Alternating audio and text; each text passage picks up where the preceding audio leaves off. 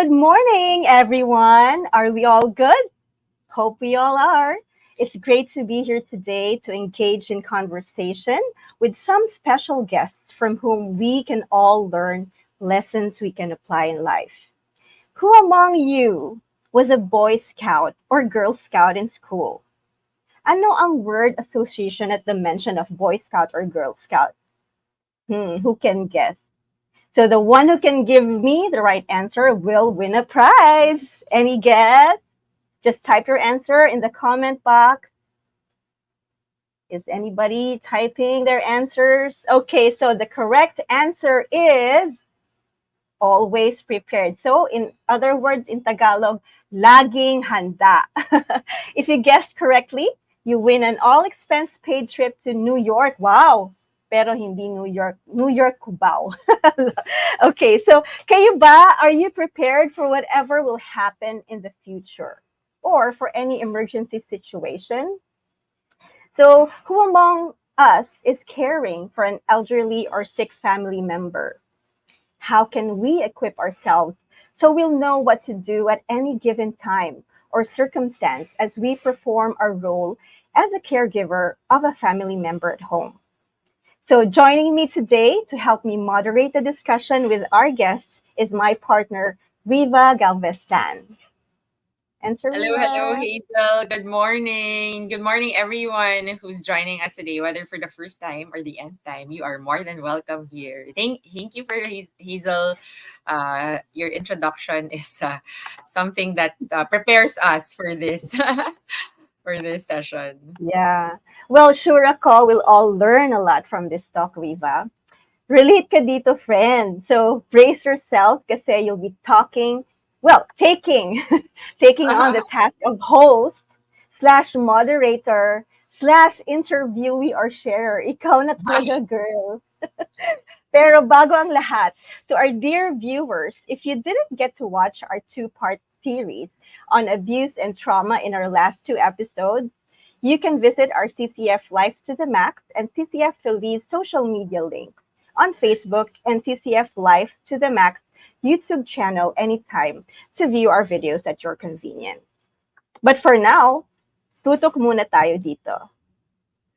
That's right, Hazel. And speaking of social media, we also have our Zoom rooms later available, right? Because this is not just about watching, but this is also about discussing with one another. So later, we will flash the Zoom details where people can join and have discussion with others who are participating. That's what makes this session also extra special because we learn from others on a more personal level. So the topic we prepared for you today is about advanced care planning. For those of you who don't know what this means, you will find out in a bit. To help us do that, we have invited a resource person who's an expert on the subject and shares to talk about being a caregiver on one side and being a patient on the other side. So, Hazel? Yeah. So first off, Riva, our resource person is, of course, someone in the medical field. She earned her medical degree at the West Visayas University and completed her internship at St. Luke's Medical Center, Quezon City. She received further training as family medicine specialist with subspecialty training in palliative and hospice care at Philippine General Hospital, which included a clinical attachment in the Department of Palliative Medicine, National Cancer Center, Singapore. In 2005, she earned her diploma in palliative medicine at the University of Wales, Cardiff. She is presently affiliated with Asian Hospital and Medical Center as vice chairman of the Department of Occupational and Family Medicine, but largely as palliative medicine specialist. She is also the founding president of the Ruth Foundation for Palliative and Hospice Care and is the newly installed president of the National Palliative and Hospice Care Council of the Philippines. In addition, she serves in the Training and Advocacy Committee of the Philippine Society of Hospice and Palliative Medicine, where she was past president. She is the focal person for the Philippines in the International Association for Hospice and Palliative Care. On a personal note, She is married to attorney Peter Irving Corvera, and they have three grown children, Abby, Seth, and Maya. They are members of Green Hills Christian Fellowship South Metro, where she had been involved in various ministries, but have started attending Saddleback Church in Santa Rosa, Laguna, in view of their residence transfer. Friends, let's give a warm hello na sana ay mainit pa sa hot pandesal as I present to you Dr. Rumali Alparaque Corvera, or Dr. May for short.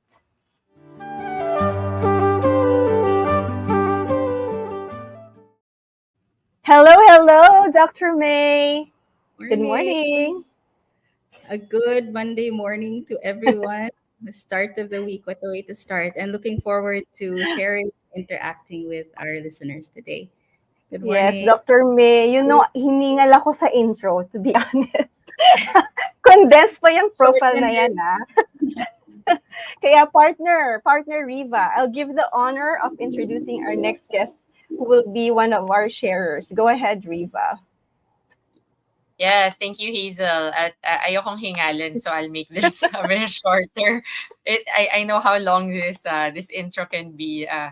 Okay, our next sharer guest is very close to my heart. Well, not other than my dad, Doc Jimmy. So, for those of you who don't know, he finished a Bachelor of Science degree at the University of the Philippines, Diliman.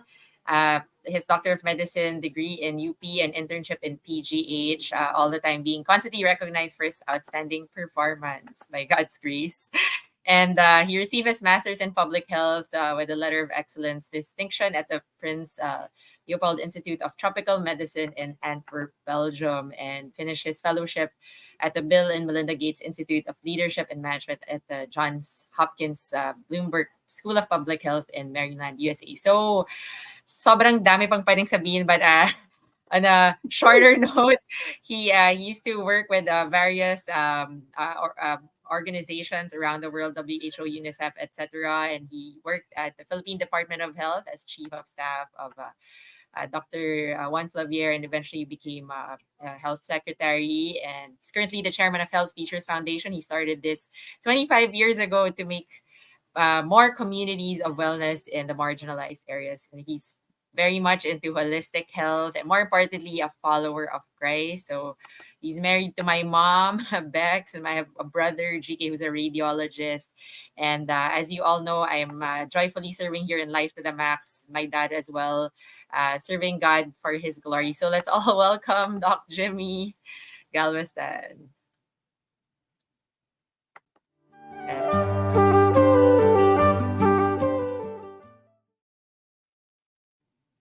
Yes. So Um, Doc Jimmy, I don't know where you are. I mean, he's where is supposed to be he? there, but meanwhile, maybe the video didn't turn on just yet. So ako rin kasi yung tech volunteer niya. So guys, that's Okay. a classic example of I would have to fix his tech, but we're in different places. So anyway, May, It's why don't you okay. introduce our next guest while Okay, we sige, Riva. All right. So anyway, moving on.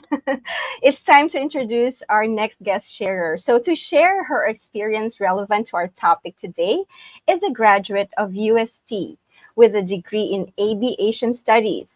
Her career began and ended with United Laboratories, where she last held the position of Business Development Director. In between, she became chairperson of the Employees Council of Unilab from 2000 to 2001, after which she was tasked to establish and develop Unilab's in-house travel agency until she was confident to turn over the operations to able hands. Then she went back to her mainstream pharma work in 2004 until she retired in 2019 after 40 years of service. As wife to attorney Federico Tancongco, who is Senior Vice President and Compliance Head of BDO Universal Bank, she also lends a hand as ministry partner to her husband, who is a lay pastor of CCF Feliz, a member of its Council of Servants, aside from being actively involved in other humanitarian organizations. They have three grown up children, Miguel, Carlo, and Patricia, with a new addition of son in law, Robbie Felipe. Ladies and gents, let's all meet Dell Tancongco.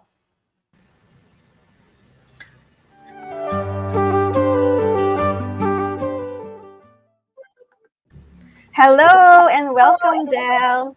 Hi, hello, good morning, everyone, and to the Life to the Maxers, good morning. I feel so privileged to be invited as one of the sharer for this morning's topic, and it's something that's very exciting for me also because we need that as we care for our elderly parent.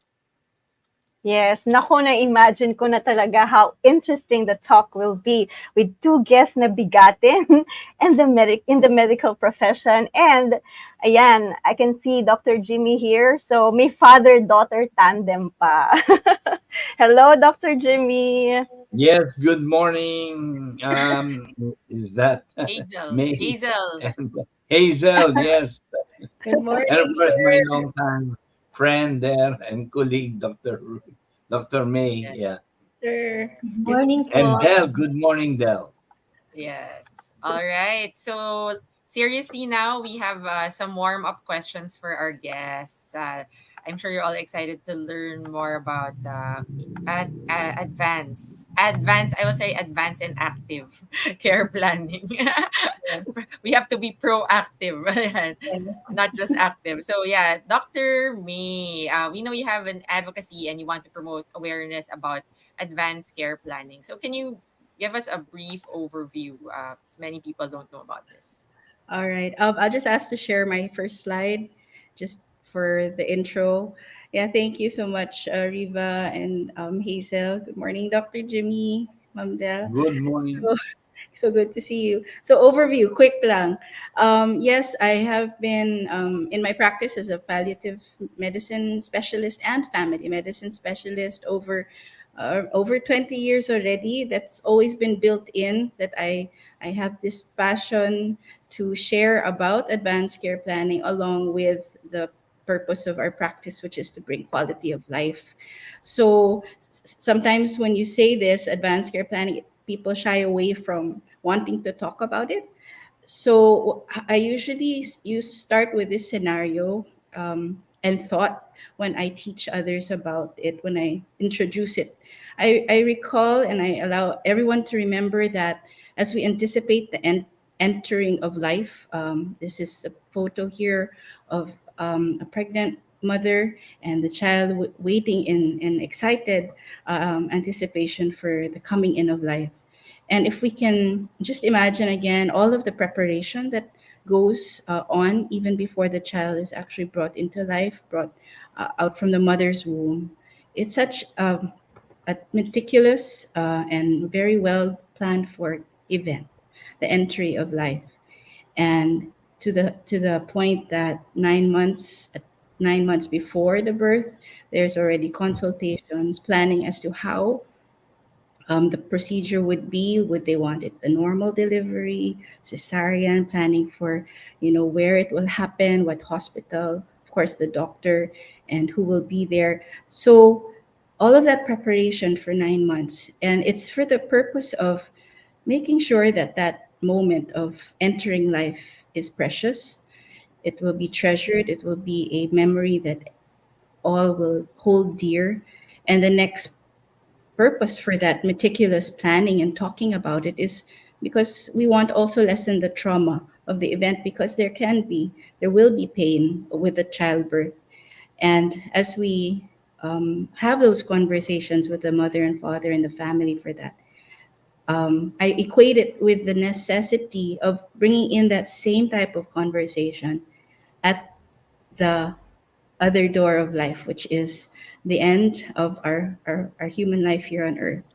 So we have these conversations at the start of life because we want to treasure it. We want the memories made to be well remembered. And we want to lessen the painful memories, the traumatic experience. So we plan for it meticulously. So it's the same principle, the same reason why we have to talk more about the other door of life at the end. So that's basically my initial spiel, no, for how we should introduce the topic when we're talking to it about to others and teaching others about it. So that's it, Riva. You Yes, can, yeah. Doc May. Let's start. There's a Just lot. as yeah, definitely.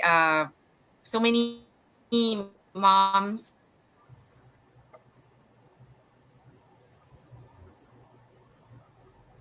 or potential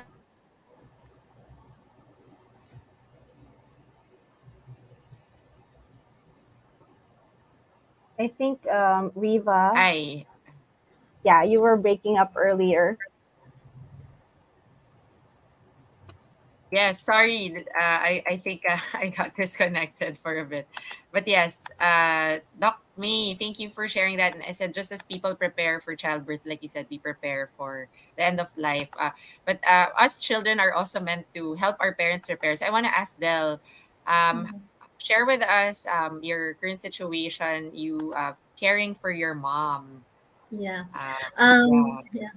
yeah. Yeah, my mom currently is 90 years old. She was actually diagnosed with dementia back in 2018 when she was 85 years old. So she's now staying with me. Although initially when she was first diagnosed, she was staying in their own home. But we decided when my father passed away in 2018 to have her live near our place. So we're now so for a time she was in a townhouse that we got for her in the same village, and of course at the start it wasn't really that challenging caring for her because at that time she was still able to take care of herself. She can eat by herself, she can take a bath by herself and do some other chores. Although before my father passed on, she was still caring for him because my father was bedridden for about 2 years before he passed away. So it was really difficult because dementia is such a sad disease. You get to see the person gradually deteriorate. And during the pandemic, her condition worsened.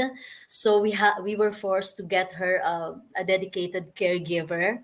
And there was even a time when we had to bring her to the hospital because during the lockdown, I wasn't able to check on her because at that time she had to stay with my brother who lived nearby.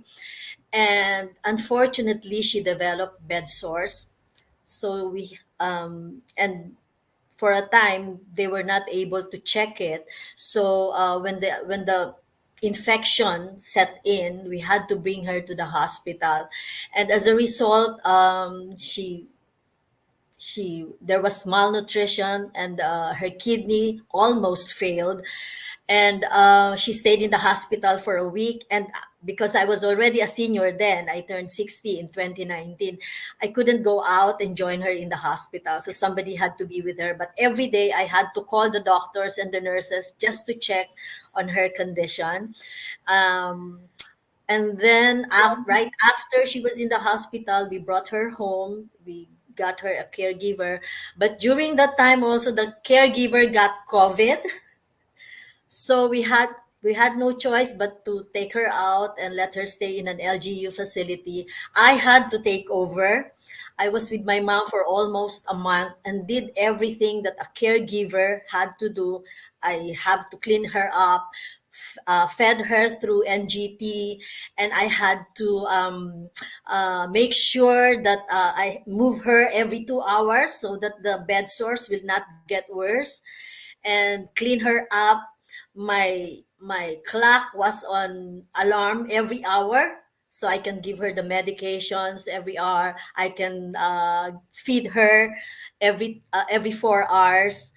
So my days then were really very hectic and almost sleepless nights. Maximum number of hours that I get to sleep was 2 hours in a day. But it was also the most fulfilling time for me, having being able to take care of my mom. It was difficult, mentally, um, physically, and of course emotionally. But I praise God because it was his timing also was good, because otherwise, if I wasn't retired yet, it will be very difficult to find someone to look after my mom, because I'm the only one who is here. My two other sisters are abroad, and then the rest are brothers, and syempre mahirap for a guy to take care of an ailing mother. So that's my journey. Right now my mom is staying with me, along with two full-time caregivers, and I'm the one who's in charge of making sure that she gets her regular laboratory works, diagnostic procedures, consultations with the doctors. While my other brother, naman, the youngest is the one who takes care of all the errands, buying medicines for her, getting all the supplies for her, and anything that has to do with the financial needs of my mom. So that's where we are right now as far as my mom is. Thank you, Del. Very comprehensive sharing of your situation, and we'll see later how, Del, you're also uh, planning as Doc May will share more about the advanced care planning. So, speaking of that, let's go to the nitty gritty of our topic, Doc May. Why is there a need for advanced care planning? I think this is very essential personally, but a lot of people don't really see the need for it until maybe they're really sick. But I do think it should be something people go through when they're still healthy, right? I mean, it's hard to plan when you're dying. So, Doc May, why don't you share with us more about the goals and objectives of advanced care planning? Okay, thank you, Riva, and thank you, Del, for sharing your experience. It's very it's different when you're the one facing and experiencing it. Your message is very powerful. And well, before I proceed, if I can just have the first my slide shared while I talk about how the time of the pandemic really taught us this lesson about how important it is to have these conversations even before the illness occurs. There is a um, um, process that can happen with family that sometimes is underutilized. Just having family meetings, having these chats, because we were really brought to the reality of its importance during COVID when we weren't Yeah. sure who would get that bad case of COVID at the start. We weren't sure of the certainty of recovering. And I saw patients and even those, of course, all of us experienced family, friends who we were not able to say goodbye to. We were not able to give the dignity of a peaceful passing because there were no plans and we were caught off guard. So, in defining advanced care planning, in the context of this and its importance, it really is an ongoing process. It's not a one-time sit down. It's an ongoing process that gives us this opportunity to have this dialogue and conversations with those we love, initially with those we love, our family members, our immediate family members, and eventually with our trusted physicians who we know can connect with us even on a personal note. Better if it's someone who's been a family doctor to us and who already has the trust of the patient and the family. And it's a conversation that will address these important issues about fears, about this exit door, and the values that they want to make sure are maintained during that special chapter of life and that final chapter of life. And as the issues are uncovered, as we're seeing here in this definition, the information that's shared can be put into a plan. And that's what we call an advanced care plan. And eventually into action. So that's why it's really an ongoing process. You can't talk about advanced care plan all in one sitting. I feel the first sitting will even be a very emotional encounter where we can't even sort out first our thoughts, but at least it will be guided. It's best with a facilitator. And there are different types. Actually, I just want to share here that there are different types of advanced care planning depending on the point where it's done. Okay, so there's one type which is called the general kind of advanced care plan, where it's a document that one can make when you're actually healthy still by anyone of age. In the states, even they're encouraged to make their advanced care plan at the age of 18, adulthood, Yeah. because you never know an accident, right? Crossing the street. So when you're an adult and you have the right to make your own living will or care plans, you're encouraged. And so this is what the kind of care plan we can apply to have someone who's healthy, a general one. And it's basically just sharing the preferences on paper. Um, and it's focused on them thinking ahead of a situation where they may suffer an unexpected neurologic condition that will not allow them to convey their wishes by themselves. So if they're brought to that point, they're thought to think ahead. If I'm in that condition, what do I want? What decisions do I want my family or my healthcare proxy to make for me? So that's a general ACP. And then for the disease specific, it's one that is tailored to the person's illness. So this is something we would maybe encourage cancer patients to work on an advanced care plan, even if they're in the early stages of cancer. It's meant for those conditions that perhaps are irreversible, maybe slowly progressive or rapidly progressive. But once you're diagnosed with it, you're already made to think, okay, so I'm diagnosed with this. I have so and so, perhaps limited time. What do I want to happen when I can no longer speak for myself? It may be a plan that can happen at stage one of cancer, and applied or implemented 10 or 20 years after. That's why it can be very in advance, and it's okay, and it's something we still encourage, because you know that the illness will eventually take toll, and it usually works with that along whatever the normal trajectory of that illness is. So it's not just cancer, like for example, kidney failure, those undergoing dialysis already. We can anticipate that, and that it could be life limiting, and other neurodegenerative illnesses. And then the last kind of care plan that can be made is a preferred plan of care, and this is one who that's encouraged for patients who have been given a prognosis or not expected to live beyond 1 year. And this can happen also with our advanced cancer patients. Not that we're putting a time, like a deadline, but it's something that the doctors have the responsibility to tell their patients that we see that your illness may not be responding anymore to curative treatment. So this is what we could expect in this scenario. This is how we have seen other patients. So now it's more directive to, okay, 12 months. What do I want to happen in the 12 months? What do I want my family to help me achieve? So this is what I think you'd call a bucket list, or a shorter bucket list. So these are the types of advanced care plans that can be made. So we can all fit in any one of those.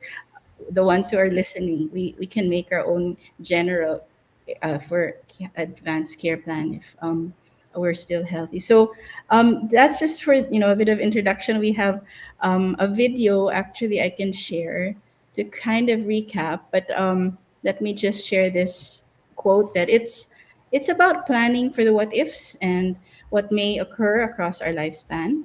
And it, like I said, it can be developed at any time, whether you're sick or well. So I don't know if the video I can show is a recap. It's the about the 5 steps that maybe we can share already. I think it's short naman, around 2 to 3 minutes. So can we play the next video? There. I think it's uploaded.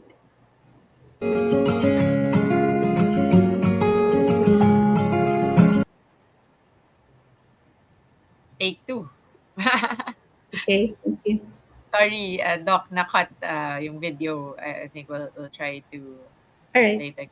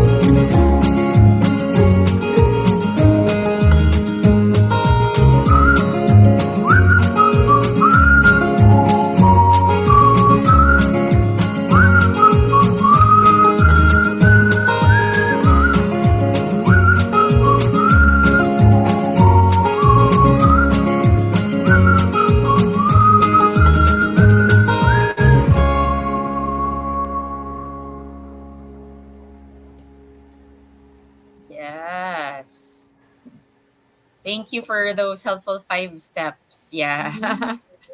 Del, have you done those 5 steps now with the with your Sa family? merong konti, but this is Uh, really very helpful. Not just for those who are caring for elderly, and like what Doctora said, maski sa yes. atin, maski sa mga earlier, yung younger, ano pa.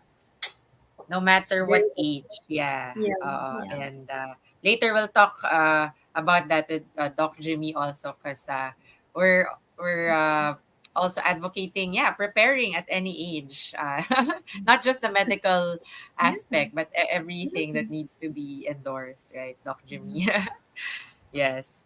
Okay, so Doc, may follow up lang. I know a lot of people think of living will when they prepare, right? And that usually I would say means hiring a lawyer or something like that, the legal aspect with assets. But we know it's not just financial assets. So there are a lot of things that need to be prepared. But can you tell us the difference between a living will and there's a healthcare power of attorney or a health directive? Yeah, what are the different kinds of ways to direct? Or does it matter? What terminology wise? I think it's more of how you prepare, right? Mhm. Yeah. Okay. If we can go back to the slide real quick again. I prepared some slides that you can read. So yeah. So in by making an advanced care plan, so that's the actual holistic plan of care no that you'd like. It involves you what your physical care would be, psychosocial, spiritual. But when you put it into a document, there's a document that really states the exact the instructions. So that's what we call the advanced directive document. um, it can be, like it said, it can be oral, recorded, and it should, ideally it would be better if it's written. So this is, now you had a plan, now what's the directive, so what are the specific instructions. So this is the documented version of what you have planned out and what you'd like your loved ones to do. So two examples of an advanced directive are the living will and what we call the healthcare power of attorney. So first, for the living will, it's basically what you expressed in your plan and what you would like, your wishes, your personal wishes regarding how medical treatment would continue with you. So, what would you want to be continued if you were diagnosed with a life limiting illness, and what do you not want to be continued if there is a point, and who will be the one deciding that? It's not as easy as it sounds like. What do I want? It has to be matched with scenarios, because we know that the doctor will say, okay, you have this percent chance of maybe returning to your previous function. If this is the scenario, if you become comatose, for example, but you have 100% chance of getting returning if we do aggressive measures. Would you allow this? But if in the same scenario and the doctor says, for example, there's maybe only a 50 chance of returning to your previous function, would you allow aggressive measures, or what would you not allow anymore? So it really depends on what the prognosis of recovery is for you when you make these decisions about what you want and do not want. It's not just, do you want this or not? It depends on your prognosis. It depends on what the doctor will explain on your chances for recovery. So that is written in a living will, and it can come to us or be done in different forms. So here in some hospitals, there's really an advanced directive form that gives us choices about to intubate, to not intubate, even for the feeding, tube feeding or not tube feeding. But all of this has to depend on the goal of care, and you are allowed to set your goals for your own care in this document of living will. So if I say limit my treatment to those that will only give me comfort, I do not don't want any more interventions that have nothing to do with comfort. That can also be written in. So I think there may be a part two of this talk, but that part two will explain further this document, which is another way of documenting your living will. It's called the Five Wishes, and maybe later I'll discuss more on that. The difference between the other one the healthcare proxy, which we often see in our hospitals, is a specific declaration or directive as to who will make the decision for you. So it's in a paper or a form that's either a healthcare power of attorney or a physician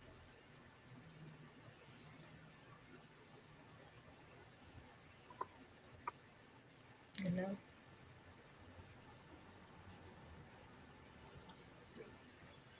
I think Dr. May is Yes. frozen. Yes. On my end, she is. For now, yes. Sorry about the internet concerns, but thank God that we can still be connected.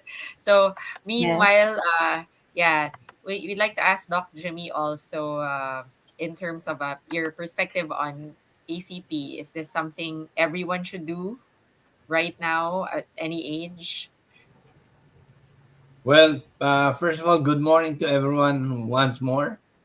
I'm 75 years old and I have three major audiences who are in this era of life. And it's really the time of your life when you have to do advanced care planning, living wills, etc., advanced directives. So, first, just think about it. If I'm 75, my high school classmates who are still alive are also around this vicinity. Secondly, I'm in the College of Medicine. I also have my batchmates. They're also in their 70s right now.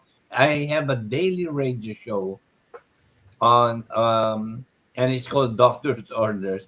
And according to the data that we're getting from our listeners, around 80% of my listeners are all senior citizens. So Yeah. really, I have a big audience to advocate for advanced care planning, and this is now their stage. And another fact to remember is that the life expectancy of the Filipino male is 71 years old as of today, according to the Philippine Statistics Authority. And of course, for women, it's 74. Okay, Yeah. so again, for us, I tell my classmates and my listeners that we are already beyond. Most of us are, well, my classmates and my both high school and college of medicine are all beyond the life expectancy, which means these are already no longer premature death. Okay, we Yes. define premature death when you die before the average age of life expectancy of the population. So it's Yeah. really very important. And what I do is also a holistic. I have a checklist of your what to do for your physical, your mental, your social, and relationship issues. Of course, there is the spiritual. There is all I separate the emotional, and of course the environmental. Anything around you affects you, even the environment of your home, or in the on the room where you are confined, if it should be. But at the same time, I look at occupational because most senior citizens and my classmates are still not retired. Of course, my Yeah. doctor classmates, most of them are still practicing. And even in my high school classmates, they do have many more to do.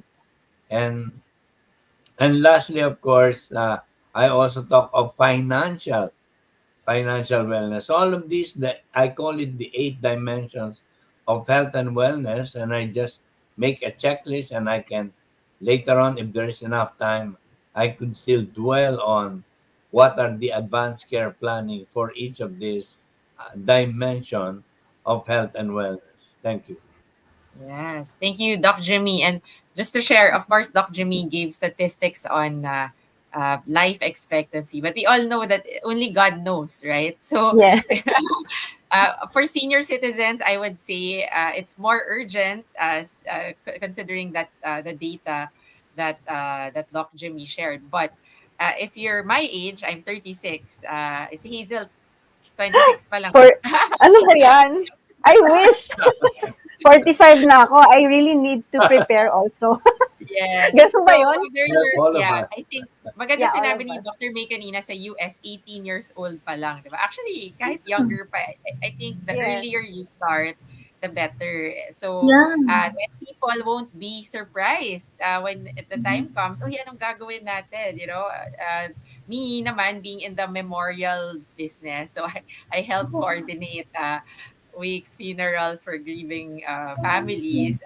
I've experienced how it's so challenging for them to decide. Yan, alam ni Doc May yan, yung hindi nagplano, super gulo ng decision making after. So I'm so for ACP. So what Doc Jimmy saying, for the seniors, all the more it's a sense of urgency that's a sense of urgency should increase. But even for us, Hazel, half Yes. of the seniors age, we should still have Right. that sense of urgency in the same way. Okay, let's not wait till we're seniors. There you That's Baka go. right. dapat, Viva, you should also have a show like your dad. This time, ang advocacy mo sa younger generation.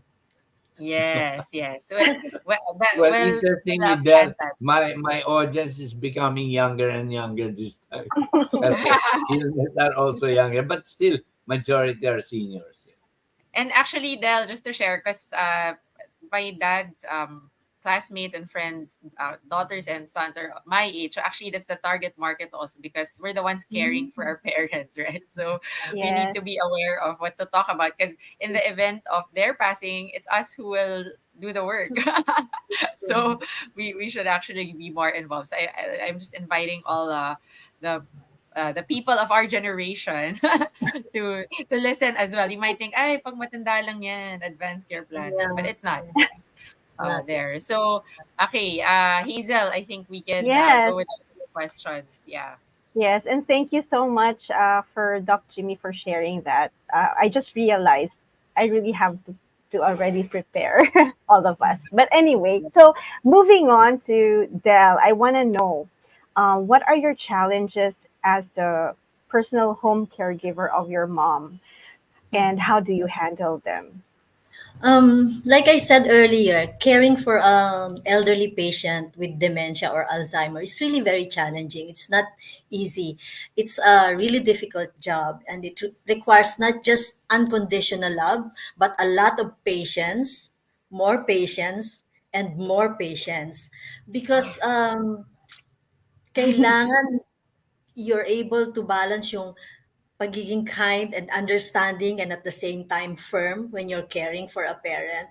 It's physically, emotionally, and psychologically taxing because one has to be physically strong and able-bodied when to assist and lift the patient. Like my mom, she's totally bedridden. So, and then you spend long hours of sleepless nights and even days caring for her, for the patient. Emotionally, it's very difficult because dementia, like I said earlier, is such a sad disease because you see the gradual deterioration of the patient and parang slowly nagdi-disappear siya in front of your eyes because and and then eventually alam mo na it will lead to death. Parang it's just a matter of time. I remember when she was diagnosed, sabi ng doctor niya, give it 5 years. So ngayon ako kinakabahan because this is the fifth year. And it's very, ano, hard.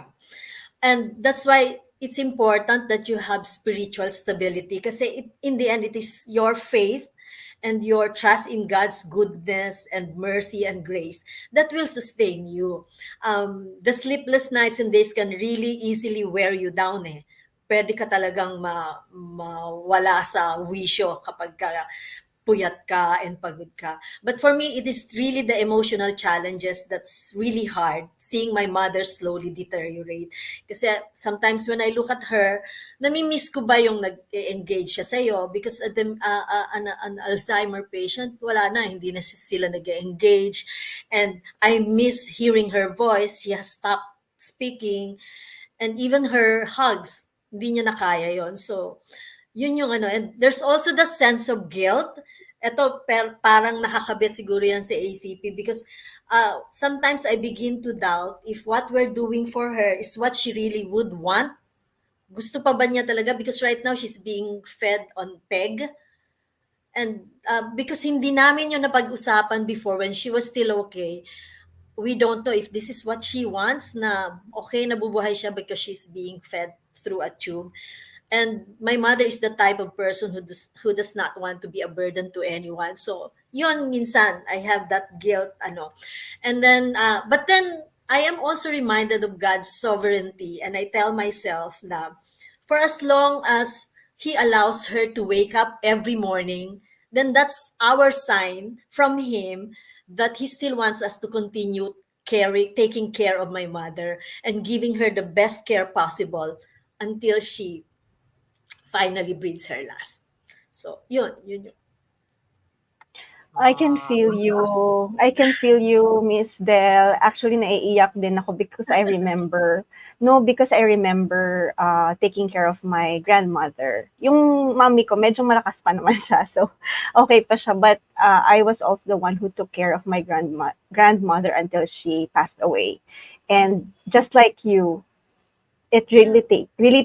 took a toll on my um my physical, even my emotional and mental well-being. Nung time na yun, I wasn't a Christian yet, so wala yung spiritual aspect. But yeah, praise God, I was able to get through it also, and she passed away peacefully in her sleep. So praise Ang God for that. ang maganda nga pag ang patient, is, mabait, nagko-cooperate, madaling alagaan. My mom is like that. But in the case of my Ah, father, it was difficult. He didn't want to go to the hospital.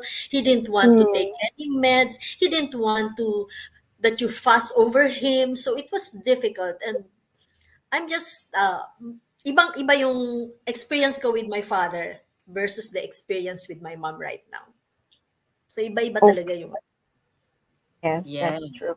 Thank you Thank. for sharing, Hazel. Then I know we all can relate to this one way or another, diba? And Mm. we'll learn how the Lord wants us to prepare His way. And Doc May, welcome back. Doc May, we just wanted to relate it. Ito yung share ni Del, diba? Kasi kanina, before you got disconnected, I wanted to ask you, what if yung hindi na makasign yung patient or makadirect? Like you said, ayan, medyo, ano na yung state niya, diba? Yan, may dementia, hindi na makapag-express properly, no? Medyo nasa ibang state na siya ngayon. How do we go about that pag ganun, Doc May? Yung hindi na pag-usapan before. Yeah, so what we would usually do is really try our best to gather the significant family members, if not all of the immediate family members, for a family meeting. And we would, of course, you need to establish trust in making these difficult decisions with them. So we would, ask them first to explain or share where they are at in terms of how they see the care of their mom or dad, since they're not able to express themselves already. So we give each family member opportunity to express what they're feeling, and by way of doing so, you would create that sense of trust that you want to listen to them. You need their opinion. They're part of the team in terms of decision making. And with that, after having shared and having you affirm your presence as an advocate for their loved one who's passing, who can no longer talk, you now are able to usher them into a decision, ideally that could be united, no? And what we usually say is, if you were to put yourself in your father's or mother's shoes, if you were them best, knowing your father best, your mother best, what do you think they would say to you in terms of making this decision? Since they're no longer, it wasn't written, they didn't write it down, they did not have that opportunity, but you know them, you know their heart and how they would think. So, what would you think? So, I think if each one were to put themselves in the shoes of their loved one who's passing or can no longer communicate, um, you pray that they will have the same answer or the same decision. They have the same perspective. Of course, there will be families that have different opinions. And that also happens, especially in our culture. Some family members are not at bedside, they're abroad, so they have a different view of this decision making, and that's sometimes where the conflict lies. But it takes an really investing time as a care provider, as a physician, even as a counselor. You might have to go to the extent of bringing in a family counselor if things get difficult and they can't come up with a unified decision. So that's how we would usually do that, and it's a process, like I said. Sometimes it would be fortunate if it's just one session and everyone agrees, but sometimes it's Mhm. not. Sometimes you have to go back to them and give them time to think first before. But if a decision is really needed immediately, we would defer to the one who has the most legal capacity to decide, or has the legal authority based on law, if they can't come up with a unified. But as much as possible, you don't want to really just use the law. You want to bring them in as a team and decide together. Yes. Yeah. So, Am I Doc May, lag? yeah, I'm actually, sorry. yeah, there's a bit of lag, but we can hear you clearly, and we thank you for sharing that very important point. And uh, by the way, this session will be on demand, available on YouTube, CCF Live Telemax, and on our Facebook page as well. We are live right now, so in case you need to play back kasi hindi nag-load, it's available for free by God's grace. And if you want to share this also with other people, for free as well, by God's grace. And later we'll have our Q&A. So if you have some questions you want to ask now, please share it on the chat box and we'll read it later. So Doc May, thank you for sharing about that important point of having a family meeting. And actually part of also just to share my memorial planning. It's not just for the funeral and the wake, but it's also gathering the family in advance to talk about the things that they don't want to confront, so that you can actually, as if you're writing a book on how to live without you, right? If there's a manual of operations in business on how to operate a business without you, there should be a manual of operations on how to live without you. So that's one of the best gifts I've seen that you can give to a loved one whom you will leave behind. So Doc May, sharing what if you didn't get to write that, but I advise you while you're healthy today, write it now. So okay. Yeah, Hazel, what's our next question? Okay. Actually, should I ask Dr. May about, because in the absence of a formal directive, what Yeah. practical advice can she offer? Because yeah, what can she offer? Advice can she offer to those who give geriatric and palliative care? Doc May. I Yeah. think Um, She hang. Okay, so let me ask you first. Is it okay? Can I ask you, okay, Riva? Because sure. Doc May is frozen again. So let's move on. Okay. I'm Yes. curious to know. Okay, so since you're Yeah. also taking care of your dad, what challenges are you facing? Mas mahirap ba? Because your dad is a doctor himself. Actually, first and foremost, I want to share how much of a privilege it is to take care of my parents. I'm taking care of a doctor dad and a nurse mom. So I that in itself is challenging because I'm not a medical practitioner. Well, my brother is a doctor also, and my sister is a doctor of psychology. So I'm the only non-doctor or nurse here. But anyway, God equips the people He calls. So though I'm not a professional caregiver, anything like that, the Lord has provided a way for me to really understand. Of course, not fully because I'm limited. What it means to joyfully care for my parents. So to be honest, my challenge is because I'm taking care of two people at home. So when my dad needs help and my mom needs help as well, I can't divide myself.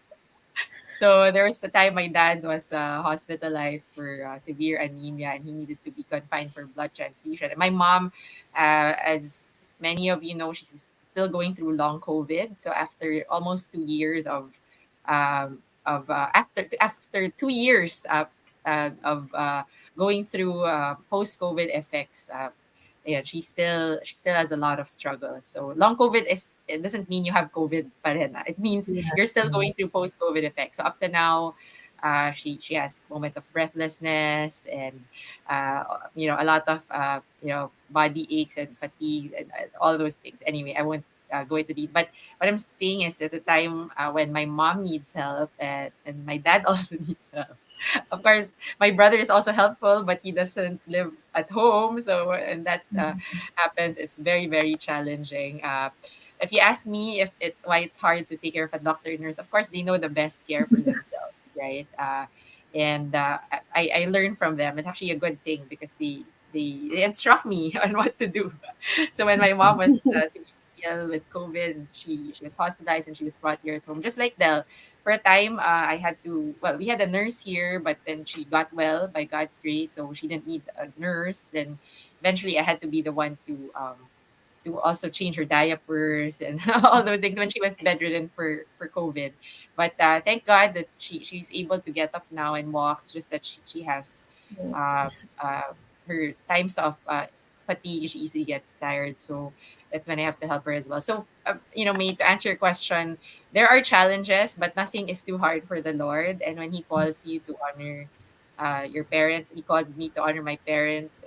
I'm so delighted to go through these challenges with the Lord. So yes, it's not easy, but with God's grace and with His equipping, it's very much bearable, and not just for the sake of Amen. it, but with so much gladness that I serve my parents. So That's yeah. true, Sis Riva. Praise God for your life. And I'm sure your parents are really blessed to have you as their daughter. Praise God.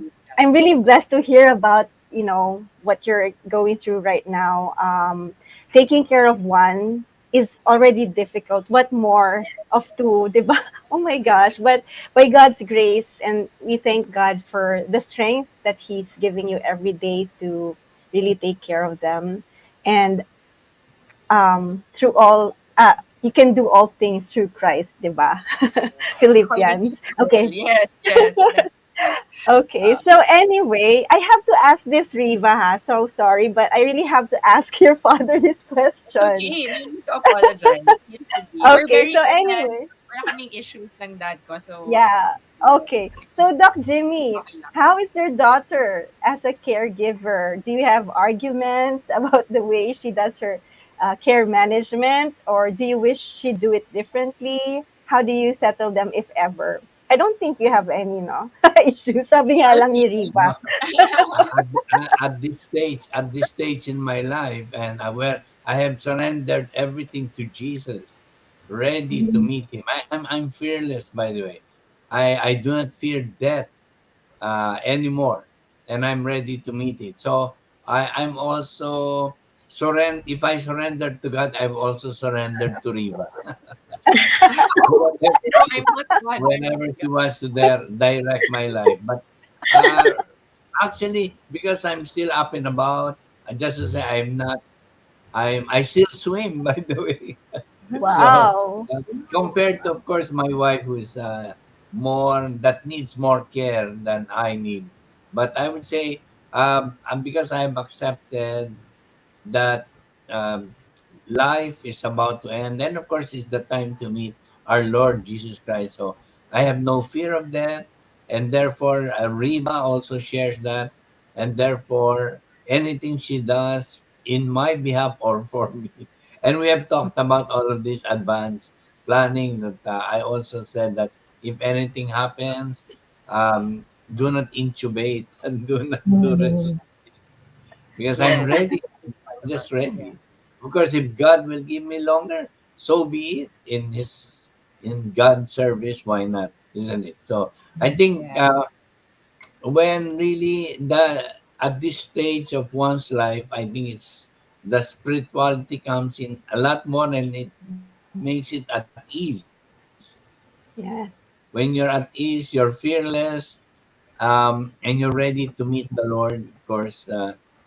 And because that is eternal life, isn't it? That um, uh, Wow. what did Saint Paul say?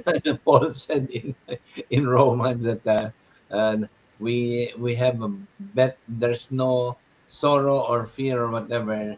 There's always greater glory because of the eternal life that we are with God. So I can, if I, because Riva and I share the same, in a sense, acceptance of the Lord. For me, when you're asking me, of course, Riva is an excellent caregiver, Yes, even I without can training. just imagine. Yeah, for sure.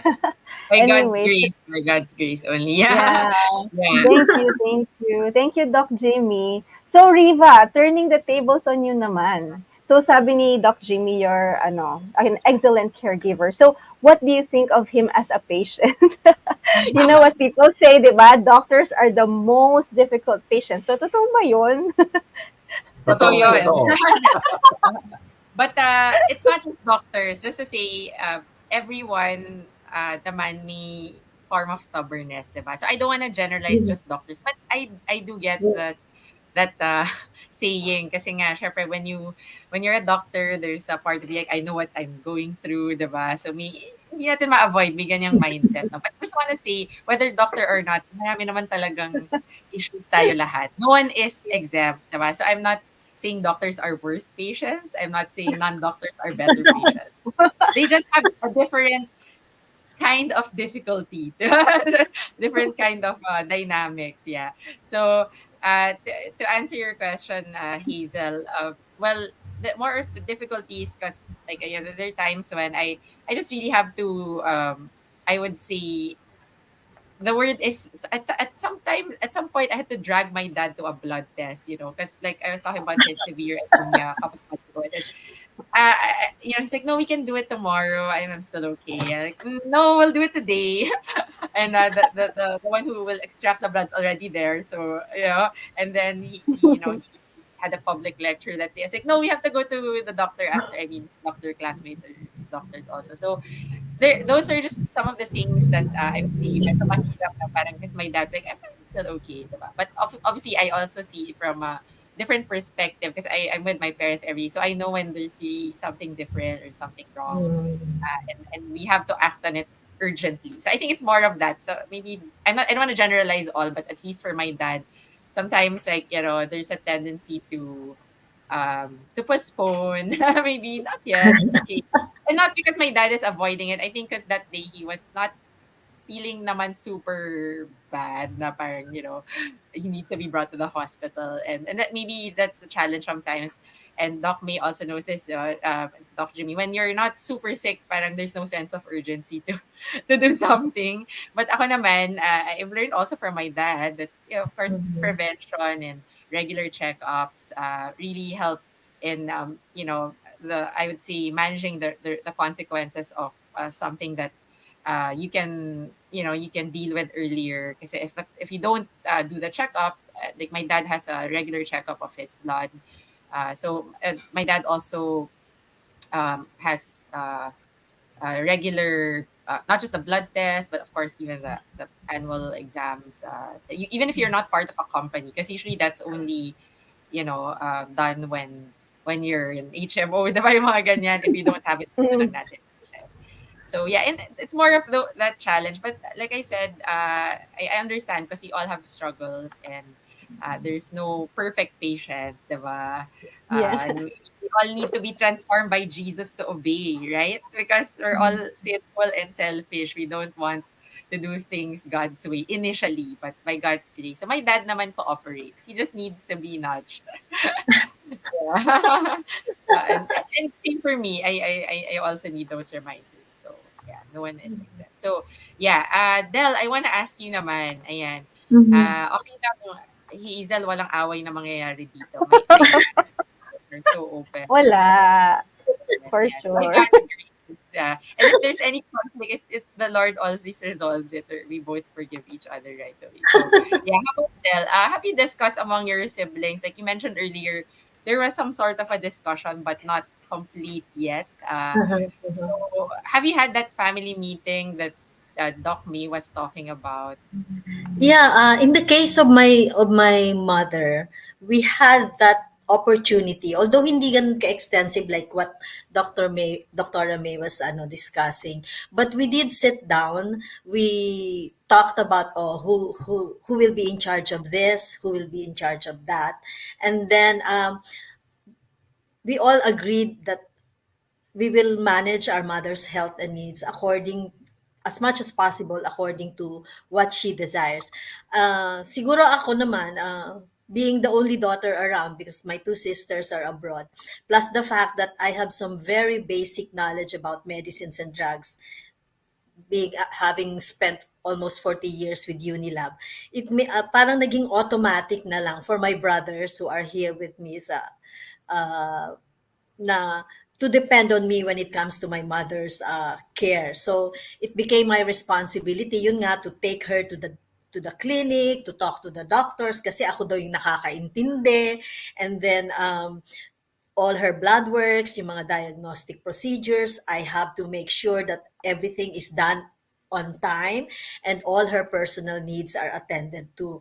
Tapos yun namang my youngest brother, like I mentioned earlier, is the one responsible for managing the financial requirements of my mother. So siya yung in charge of the salaries of the caregivers, the monthly expenses for the supplies and like medicines, diapers, wipes, and then yung resources naman, we had our my parents' house rented out para maging source of for the expenses that my mom would require. And then yung bank accounts ng mom ko, siya rin ang in charge. He also serves as the errand boy. When we need to bring her to the doctor, he's the one who drives for us. While the rest of my siblings, we ask them from time to time if we need extra help. So meron ng parang coordination as far as taking care of my mother is concerned. So hindi masyadong mahirap. As for yung forward thinking, oh, what if this happens, what do we do? I think we're all agreed na like what Dr. Jimmy Galvez Tan said, walang intubation, wala nang DNR.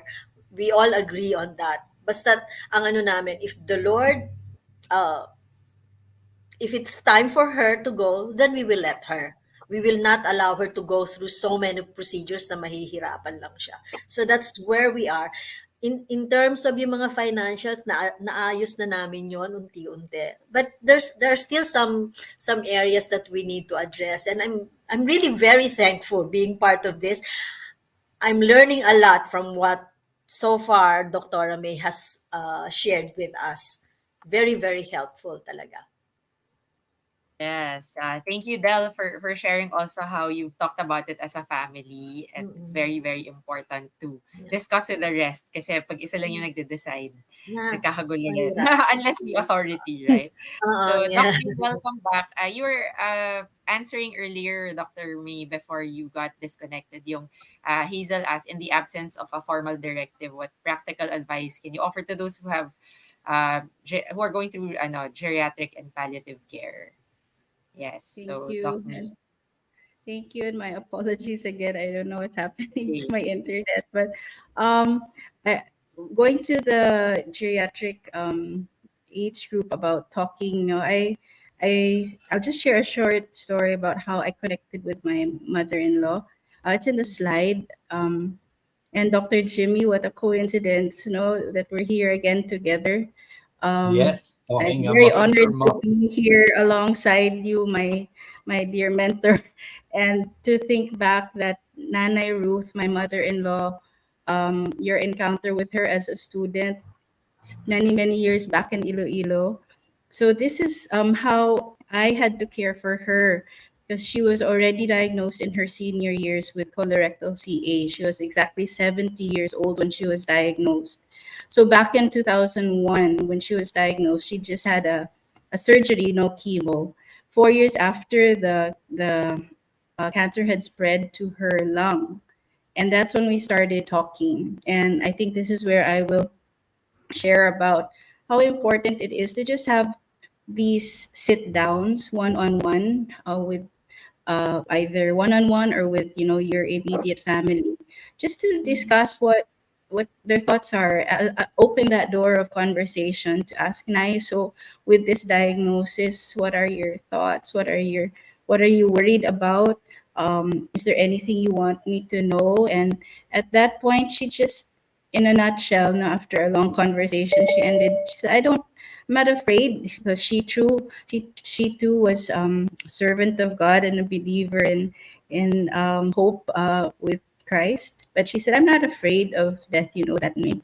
I just don't want to be in pain. And, I'm asking God. So at that point, she was 74. And she said, I'm just asking him maybe until 80 years old, if he'll give me more time. When she was diagnosed, she was 70. And she said, oh, sana hanggang 75. But then she lasted. And then when she was 74 already, she made bawi and said, oh, malapit na palang 75. I'll ask him to keep me until 80. So, those conversations and about chemotherapy. And she said, if chemotherapy will give me, more years and I can still function and be very active. So she lived with us at the age starting at 74, but she was so active. I believe, like Dr. Jimmy, she did not want to stop. She started support groups at church. We started a cancer support group at our age. At that age, she was a leader and facilitator of that cancer support group. And then we started the foundation with her still with us. She did not want to stop working and being involved and reaching out to others. That kept her going.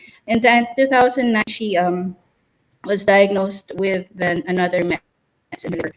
And that's when we had to talk about resuscitative measures. And she just really said, I don't want to be a burden. And then finally, in 2014, just 84, shortly before her 85th birthday. So she was stage 4 for 10 years. She had these conversations again.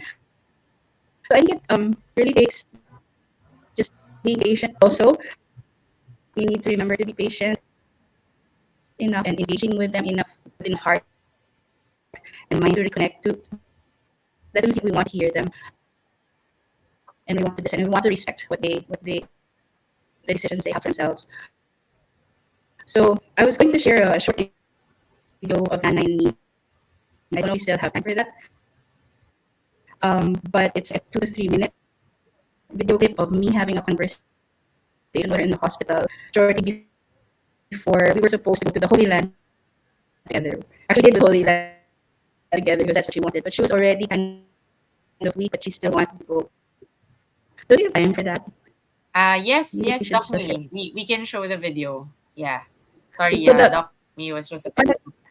But Doc May will show the video. Yeah. okay, Let all me right, show the video right now. But Doc May was referring to a video she wanted to yeah. show. So she was scheduled to Yes. go with us to the Holy Land, but then she wasn't cleared because she had a bad infection. But she said she still wanted to go. So this kind of conversation we had. The other Yes. Hold on. We're waiting for our tech to play it. Yeah. Doc Me, it's okay. Though it was a bit choppy, we got the message you were sharing in terms of that conversation. But Doc May got disconnected. So perhaps we'll play that video later. Yeah, God is sovereign over internet connection. Yes. So I trust the Lord will bring Doc May back, and these interruptions are ways for us to interact in a different way. Okay. That's Thank you right. for your So, patience. yeah, Uh, that's right, Riva. So, going back to you, I'm going to ask you yes. another Oh, question. there's another question. Okay. Another question for Okay, so our you. Q&A So, na, Hazel. Okay. Q&A na ba tayo? Pero I Sige, wanna ask ask ka muna. you, So, ask ka yeah, I muna. wanna Go. ask you kasi Del was talking about yung ACP, di ba? So, how about you? Have you discussed this with your father along with other family members? Have you drawn up an advanced care planning already? Or, yeah, that's my first question. And then, if you do, or if you have, were there any, or are there any disagreements in any area? With my parents, thank you for asking, Hazel. By God's grace, because they're both surrendered to our Lord Jesus Christ, there's no tension in terms of talking about this. And I want to share this with everyone because usually the issue starts when parents feel like, are you you want me to die? Yeah. Are you thinking that I'm gonna die soon? Why are we talking Yeah. about this?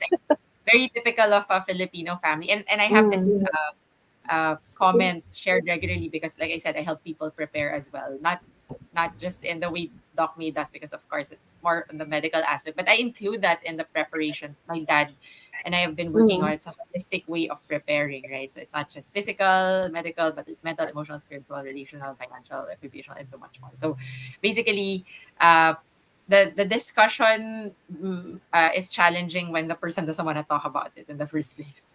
But in our family, at least in my parents, it's something we openly talk about. And my mom took the initiative even before she got sick of COVID.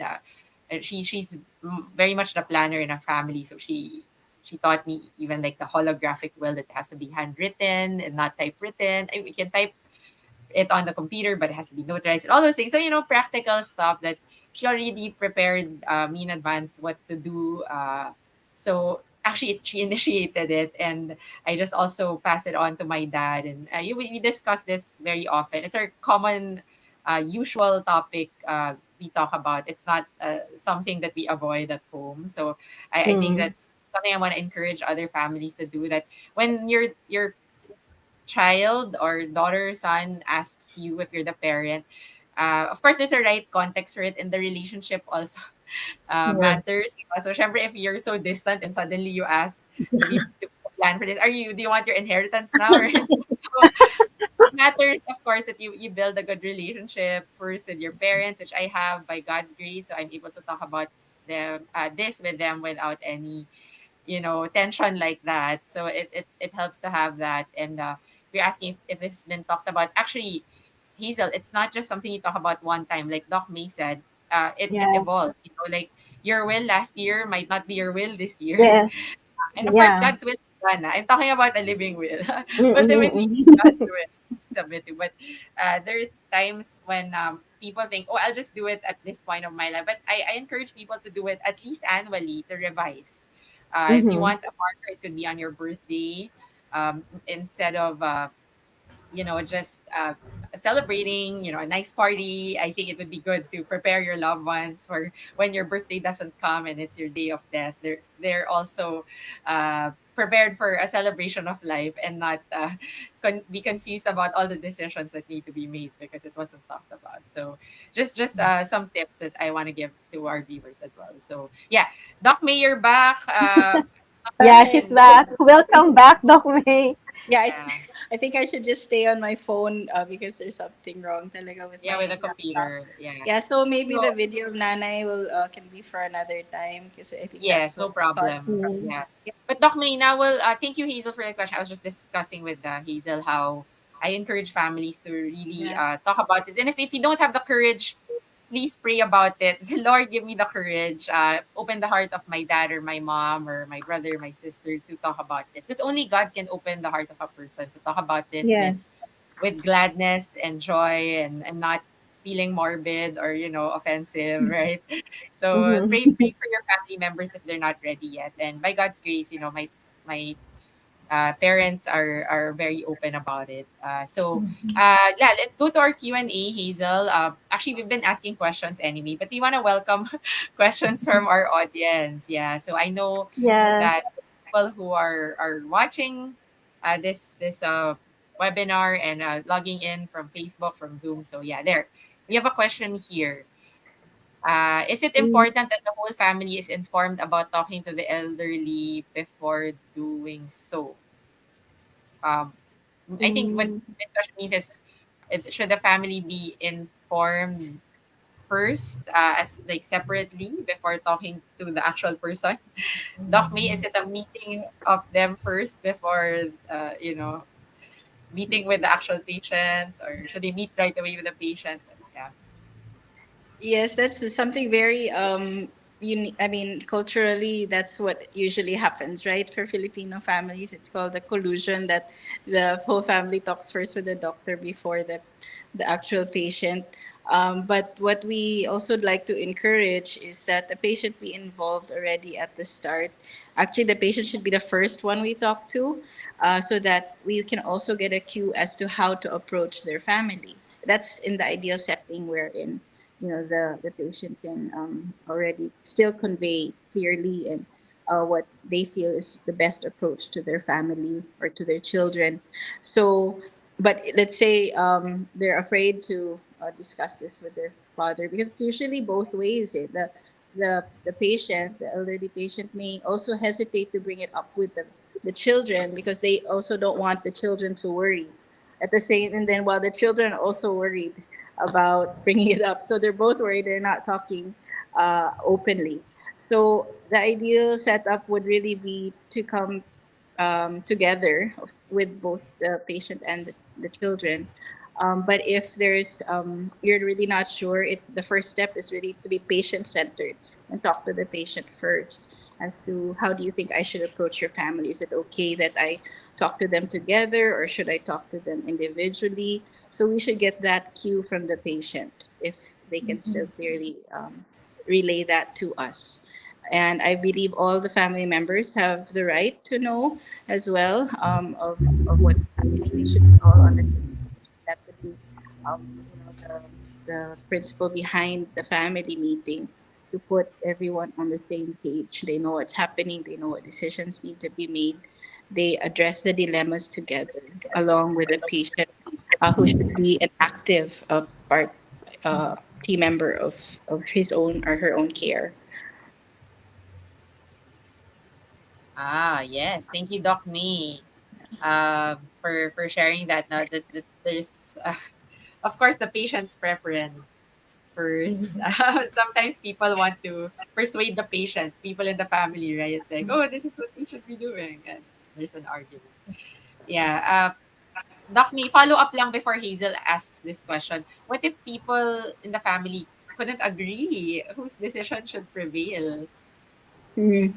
Yeah, Kaya that's nag-aaway the na. Yeah, that's something we have I've learned to deal with, and that's really the messy part of, but that's also the rewarding part of our job as family medicine physicians, when you're able to get families talking. But it takes energy when you have to talk to them, one on one. Sometimes when they don't agree, you have to get behind the reason and process their emotions individually first, before you can bring them together. So it's really an investment in time of listening and understanding where their opinion is coming from.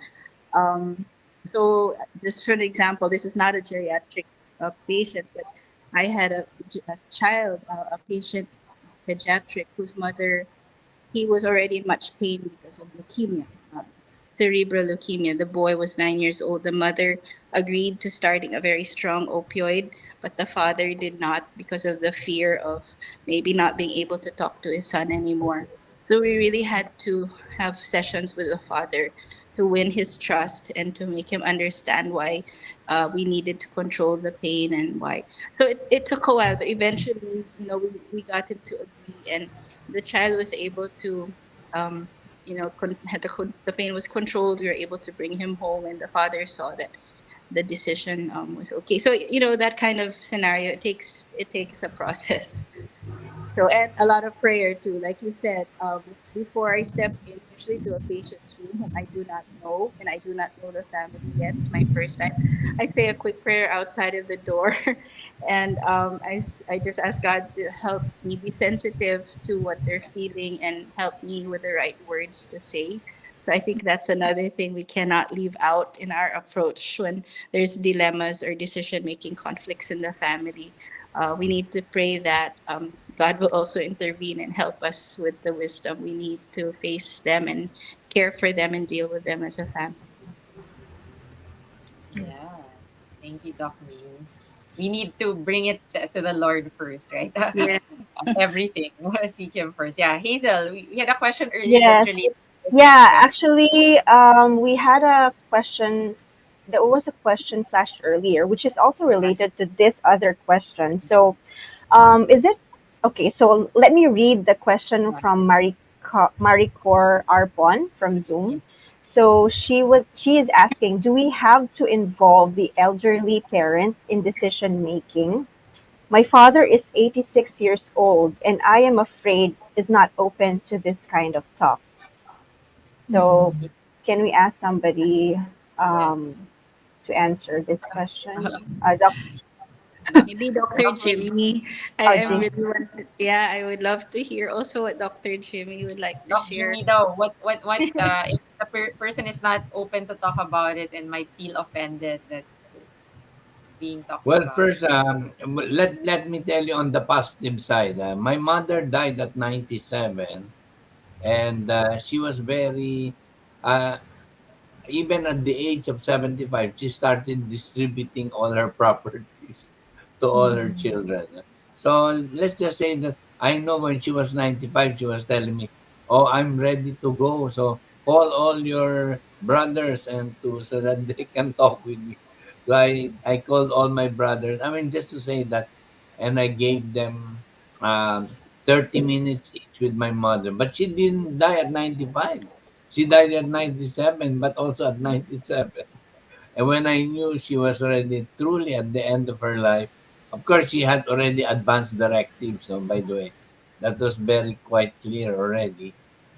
But when I knew it was really the end of life of my mom, I called all my brothers again to talk and to say thank you or ask for forgiveness if we have not asked forgiveness and the many things that you would have liked to say to our mom, no, including the grandchildren and all. And we did that, and my mother died peacefully.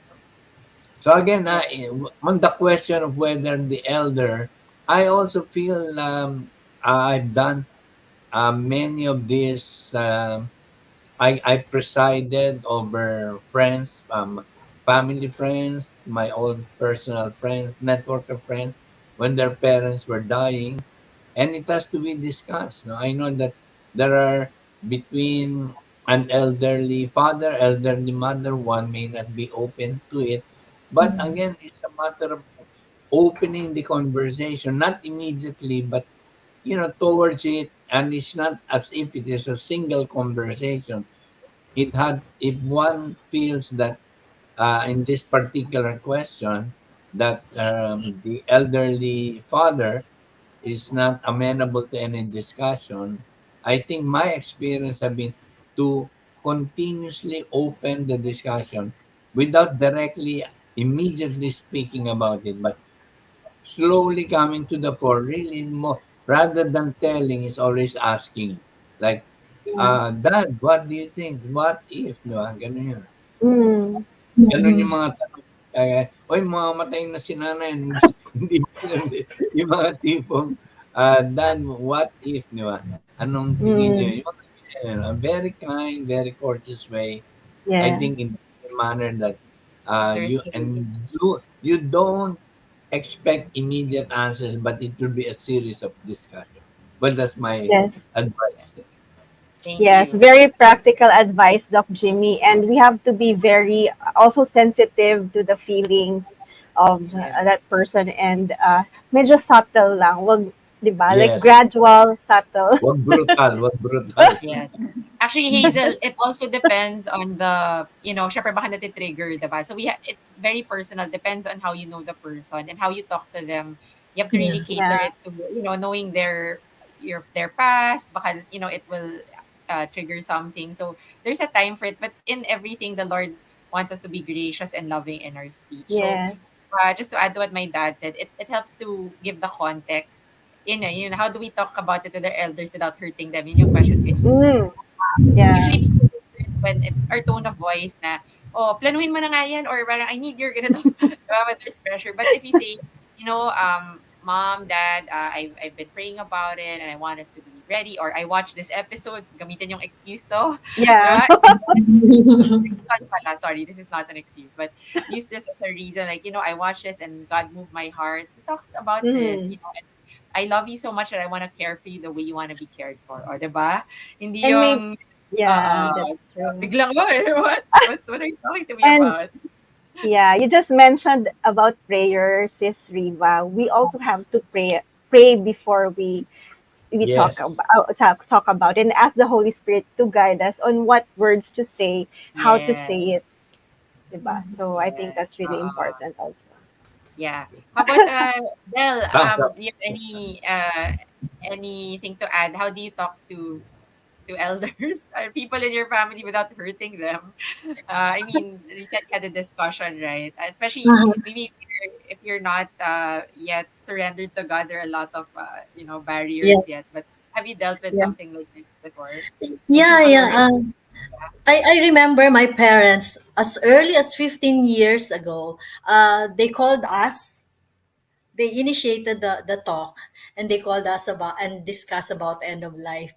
So mainly the topic at that time was yung financials, like, oh, itong meron kaming maliit na property, may konti kaming savings, and we want to make sure that walang mag-aaway-away. So this early, let's talk about them na. So we did that 15 years ago. And then and then my father, I remember he mentioned na, if I get sick, please just let me go, don't do anything with my body, or don't let the doctors put any tubes on my body. So it was very clear from him, that request. So when he was hospitalized in 2018, we had to make a very difficult decision, because the doctors then were saying that for him to for him to for for my father's life to be extended, they needed to put him on parenteral nutrition, because my father will definitely not agree to have an NGT or a PEG attached to him. Mm. So, and then they also told us that he may have to stay in the hospital a little longer. And it was difficult for us, because my father, while he was in the hospital, every day, every minute, would tell us na, please bring me home, take me home na. I don't want to stay in the hospital. I don't want anything. I don't want the doctors to put anything on my body, like yung bag or something. So my siblings and I, we decided to talk, and we agreed that this is not what our father would want. We remembered yung instruction niya sa amin before, years before. So we talked to the doctor, and the doctors were saying, okay, if you don't agree to this, siguro give him 2 weeks na lang, parang ganon. So we had to make that very difficult decision. Sabi namin, no, we will honor yung gusto ng parents, ng father ko. So we signed a waiver. And then we were sent home the following day. And my father, when we informed him that, oh, we're going home, he was so happy. He was smiling. And when we got home, I had to explain to him why we had to bring him to the hospital, why, and that we did it only because we were hopeful that he will get well pa, and that because we love him. Okay, so, and then he smiled and he said, yeah, I know, I love you too. And that was his last words to me. And the following day he passed on.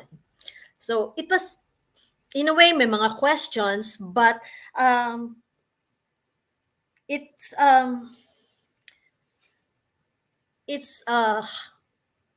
very reassuring to know that at least we know that when he passed on, wala siyang sama na loob, because he knew that he was home. He was not in the hospital anymore. But it's difficult. It's difficult. Hindi siya madali. And sometimes there are questions that I ask myself na, dapat ba nag-agree na lang kami with the doctor?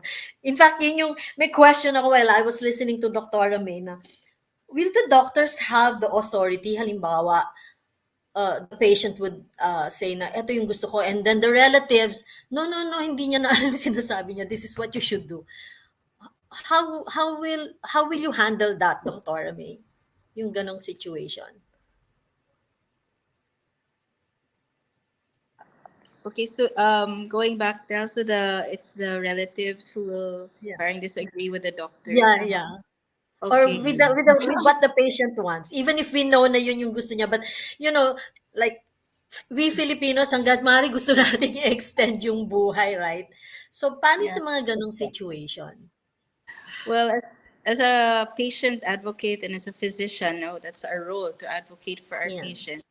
we really have to bring out what the patient desires, as long as it's within, the medical bounds of, proper decision making, and it's connected to our goal for him or her as a medical team, as the team of carers. So that's why it's called shared decision making, because we may have our goals as a doctor. Let's say, for example, as a family medicine specialist and palliative medicine specialist, my goal is to make sure my patient is not suffering in pain or even in emotional distress or spiritual distress, functional distress. That's my role.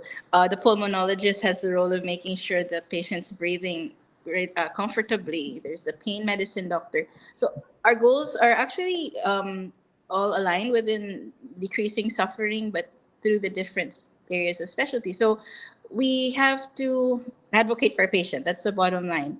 And as the goal of the patient now is heard, we have to hear the goal of the patient alongside our own goals. So if their goal is to also just continue on comfortably without any aggressive measures, we should respect that as well, and allow the family to understand. I know it's hard to explain it. Like again, it can be a process, but we have to show the family member that maybe who's in disagreement with the patient's goal, that actually the patient's goal may actually be in line also with our goal as a medical team. So again, it has to be patient centered and goal centered, and that's what the family member has to reflect on. Why do I not want this? What is my intent of not wanting this? Of course, I want my father maybe to live longer, but then we have to explain that that might not actually give him the years or the time. If we do this, it will allow him maybe a few more days of heartbeat or breathing, but not being able to talk with you, for example, because they're intubated or they're under a treatment that's very aggressive and will bring their energy level. So all of that we need to explain, the pros and cons, so that they can objectively decide and then come back to the bottom line. Okay, I think I should respect what my father wants. I understand this. So again, it's a process of really taking time to explain and process their feelings behind their decision making, which may be in contradiction to the patients. So yeah, Yes. that's how we Very approach well said. it. Very well Yeah. said, Doc May. I'd like to add something that Yeah, Doc Jim. in my practice, usually 9 out of 10 who are on the brink of death, they would really like to die at home rather than at the Mm, hospital. So if we're going to take patients' wishes and desire, and this has got to be explained now to the whole family that, and then of course there is the medical opinion that yes, this is truly the end of life, and therefore bottom line, the patient really wants to be at home. And I always tell the families not to feel any guilt. You have done everything. I think all of you have been give. That's why I usually give time for, even if the patient is comatose, that many studies have shown that even a patient is comatose actually can hear, no, and comprehend. So I just tell everyone to express their love for whether it's the father or mother that is at the deathbed, and so I think everybody's at peace, no, with themselves, at peace with the Lord, and at the same time, even the patient itself. So it takes really a lot of what I call coordination, just like what Dr. May was saying. But at the same time, it's very important that we have the advanced care planning of if that topic comes up, and usually it can be discussed as a group, whether the patient or the elderly member of the family would like to die at home or in the hospital, would he like to have many tubes in his body or not, and things like that. All of these are all part of the advanced care planning. Thank you. Can I add really Sure. quick, because I wanted to take off from that point about where their desire where to be, at home or the hospital, because sometimes that's where the disagreement lies. I think there was also a question what preparation should be made before Yes. going home. So in my practice, I've had different scenarios that some really want to be at home, but they're not prepared because there's no one there to be there for their final hours, which ideally would require a trained nurse or caregiver who knows how to deal with the symptoms or can carry out doctor's orders in the home.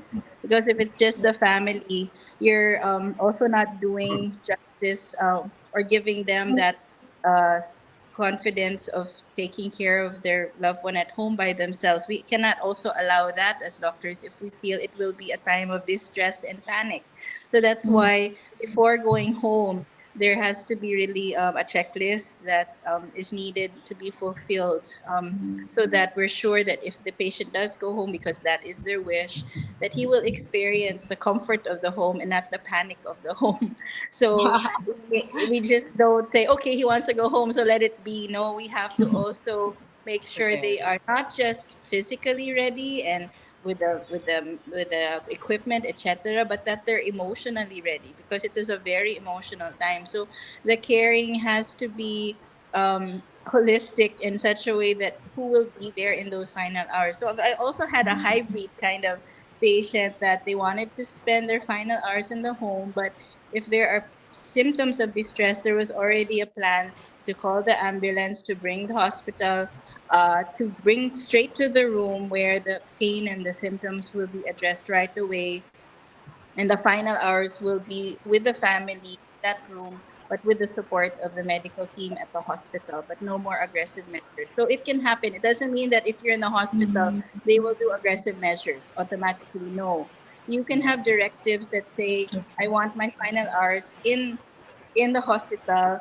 I'm smiling because I changed my mind in my own directives. I said I wanted to be in the home when I pass on, if ever. Yeah. But I also thought of my family. I said, what kind of support do they need? My husband is not a doctor and he doesn't like hospitals. But so um so he's a lawyer pate. So I said, how will they deal with it in the home? And do they want the memory of me passing away in my bedroom? Will he be able to sleep after I'm gone? Things like that. So actually Yeah. I Those are changed Yeah. good my questions to ask. yeah, I changed my 5 wishes and I said I'm okay to be brought to the hospital, but this is the room. I even identified the room. This is the doctors that I want. So I'll be sharing that with the group because it's an open document to be taught, used to teach my own. But those are the things you need to consider when you go home. That everyone's prepared and wants to. But if not, the hospital can still be an option. Like Nanai, we brought her in and she became comatose, and we dressed up her room, with paper flowers and did the works of the music because, like Dr. Jimmy says, the hearing is the last sense to go. So even if she can't respond, she could hear. So we had very specific directives on who to come in, how to approach her, what to say. So it can happen like that too. So I just wanted to plug that in terms of Yes, yes.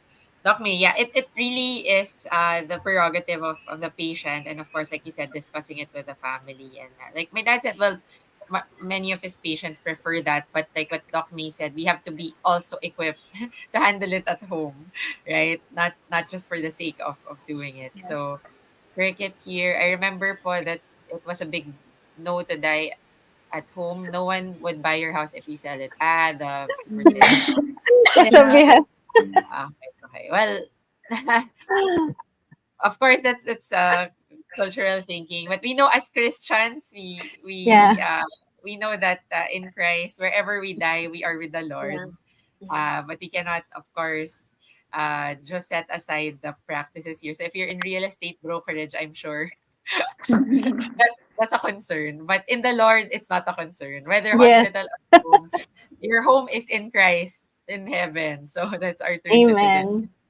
Okay. Amen. So, Hazel, may Okay. last question. I Yeah, know last pumped up question. with the last na. Oo. Ang dami sanang questions. Oo. We received a lot of questions, but we are running out of time. So let me read the last question for today from Bien Cat Santos. I have a friend whose family pulled the plug when he had COVID and was intubated, but he has no DNR or NMI. We feel it was for money purposes because he was rich. Is the family allowed to do this?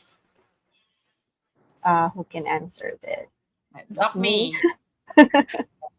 Oh, I think that's more of a legal question. I can bring my husband in. Yeah. You can Um, ask your husband. I'm kidding. yeah, because it really depends on who made the decision. If they were given, that healthcare proxy authority. So that's one point. If there was none, I think by law, there's that order as to whom is the one legally allowed to make the decision in the absence of the patient without a healthcare proxy order.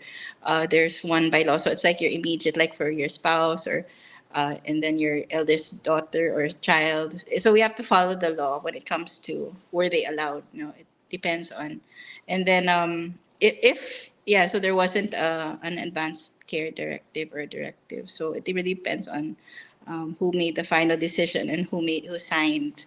Um, but yeah, it's hard now when the question there's questionable intent. It can be a sad reality for some, but at the same time, we cannot also judge them in a sense that who knows that they felt maybe that's what their father would not want them to ubos their last piece of whatever so maybe that's what they felt, that they're also respecting whatever was left from the finances, the respecting the possible will of the father by doing so, or whoever the patient was. So I'm not sure of the details of that context, but as to the legalities, there's a procedure that has to be referred to. Yes, yes. Oh, thank you, Doc May, for giving that perspective. Yeah, may legal aspect and of course the motives of each one. We have to also discern as the Lord leads. So, Hazel, we have to wrap up. I know we have Yes, other questions. So, that's Hazel, right, what Sis is the wrap Riva. up question? Yeah, so maybe just one last question for each of you. Well, actually, just maybe I want to ask each of our distinguished guests Yes. for their parting, any parting words or any last One words for our liner. audience. Yeah, just Yes. one liner. Para One line. mabilis. The one paragraph. Your encouragement as we wrap up this advanced care planning session. One line. Doc Let's Jimmy, start say one with, line. yeah, si Doc Doc Jimmy, yeah. Jimmy. One line lang. Ang hirap ng one line, no? Oo nga eh. Doc Let me Jimmy, what start is your with that one line? one line. Uh, Be still and know that I am God. Be God still. Amen. is Just God. be still. Yes. And when you are still, you can plan. Because when you're busy, you can't plan. So be So still be still. Be still. and know that God is And know God. that So I'm that God. Let yeah. God, let the Holy Spirit, let Jesus Christ allow you in your prayer to do what is best. Yes. Thank you, Doc Jimmy. Doc May. Yeah, I'll just say one liner quote. It's not my own words, it's from Margaret Wheatley. I think I mentioned this earlier that we should be brave enough to have conversations that matter. So let's keep that in mind. Yes. How about that, Dell? Your one For line. me, yeah, for me, it's Leviticus 19:32. It urges us to respect, honor, take care of the elderly, because when we do so, then we revere God Himself. So, kapit lang po tayo lahat. Yes. Amen. And Hazel, just want to add, I know I don't have a one line in our program, but it's Psalm 90:12. Teach us to number our days that you may live according to the Lord, live a wise life, right? A heart of wisdom for the Lord. And living wisely, intentionally means also planning in Yes. advance. Yes. Amen. There you go. Okay, yeah, there you go. So that's a great way to conclude our interview with our guest. Thank you so much. What do you call this? This Riva. Ano ba yan? Ano ako? This is parang I'm really blessed to have all of these guests right here. No, many many thanks to you, Dr. Jimmy, Dr. May, and Sis Dell. It's really an opportunity, a rare opportunity to see Dr. Galvez Tan as a guest in our show. So thank you, Din, Sis Riva, for really gamely agreeing to be interviewed today. So sobrang multitasker ka talaga, sis. And you all did a great job. Great job. So anyway, friends and fellow Life Maxers, why don't we put our hands together to give them a round of applause? So let's thank you so much to our guests. Um, Ayon. So thank you so much, Yes. everyone. Yes, thank you. And me, thank you, Doc May. Thank you, Doc Jimmy. Thank you, Sis Del, for being with us, and my personal Thanksgiving for you as well. So, yes, Hazel, diba? Whether unexpected or unexpected, sorry, expected or unexpected, sige. What should we do? Gradual Yeah, or sudden so age or whatever yeah, stage you're regardless of in. age. Yeah, Yes. regardless of age, whether bata man o matanda, 'di ba? Any gender, sickness and death can come anytime. Truly.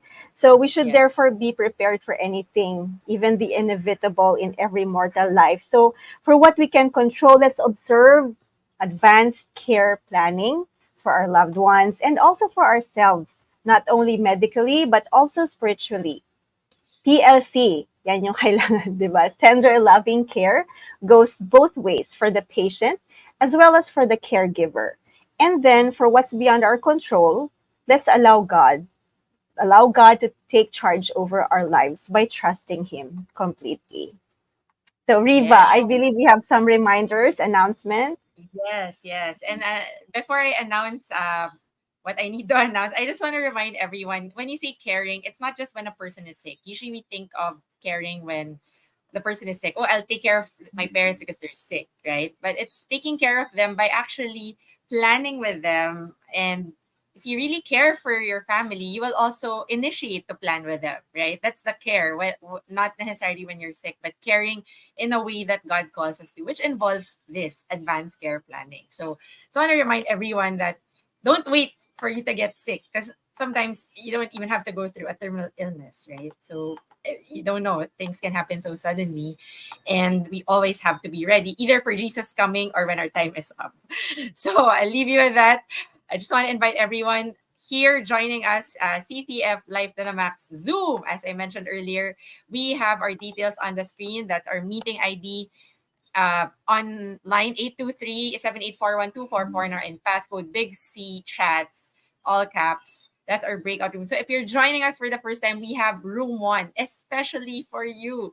We are welcoming you there. So room 1 for first timers. And if you've been joining us again and again, or you have friends who invited you to a specific room, you might go straight to that room as well. So, the beauty of our Life to the Max broadcast, Hazel, is it's not just one way watching. There's also a group discussion, which is our Zoom. So please join us after this. I know it's lunchtime and maybe some of you are hungry. Here in Manila, it's lunchtime. So if you're watching this on demand, I don't know if you're hungry, but I want you to be hungry for God's word and his wisdom to plan your days.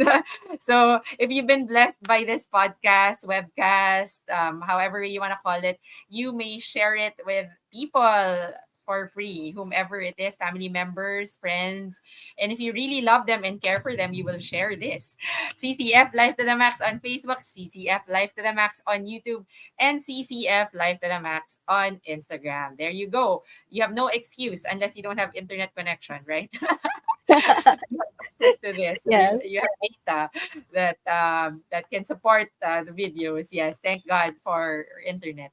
Do watch out for our next webcast on October 9, 10 a.m. Philippine time. So this Life to the Max broadcast happens every second and fourth Monday. So if there are 5 Mondays in a month, it's every second and fourth. That's why you don't say every other Monday because sometimes it gets confusing. So to all our regular attendees, thank you so much to all our volunteers with special acknowledgement to the Eastern Police District. Please stand by for our discussion question guide and breakout room assignments together with the Zoom access links that will be flashed shortly. So again, room number 1 for first timers.